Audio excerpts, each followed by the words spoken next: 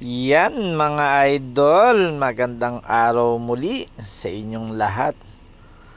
I'm back at ayan na po, magluluto tayo ng sinigang sa miso na ulo ng salmon mga idol. At ayan, sibuyas, bawang at luya para manuot sa kanyang sabaw mga idol. At ayan, talaga naman tamang tama yan sa mga medyo makati ang lalamunan mga idol, at talaga namang ang kanyang sabaw gumuguhit. Ayan na po ang kamatis. Wala na akong masabi talaga sa kamatis. Grabe ang presyo niya mga idol. At ayan na mga idol, nasangkot siya na natin at ilalagay na natin syempre ang miso. Yan ang magpapasarap sa sauce niya mga idol.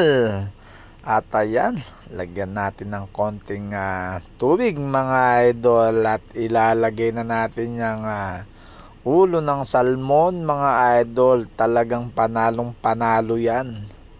As in, talagang isa yan sa mga paborito nating pagkain mga idol. Alam nyo naman tayo, mahilig sa isda. At ayan na, isalansa na natin mga idol. At yan talagang konting kulo lang yan masarap na yan mga idol. Ayan na po, lagyan natin ng siling berde. At lagyan natin syempre ng konting patis.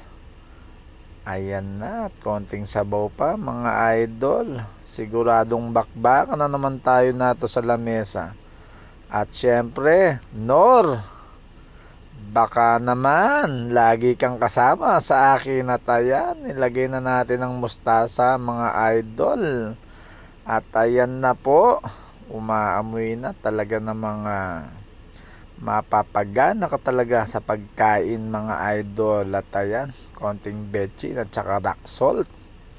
Malapit na, ihanda nyo na ang inyong mga wataw mga idol. At tayo kakain na. At ayan na po ang finished product. Maraming salamat po sa inyong pagtangkilik palagi sa akin. Bye bye!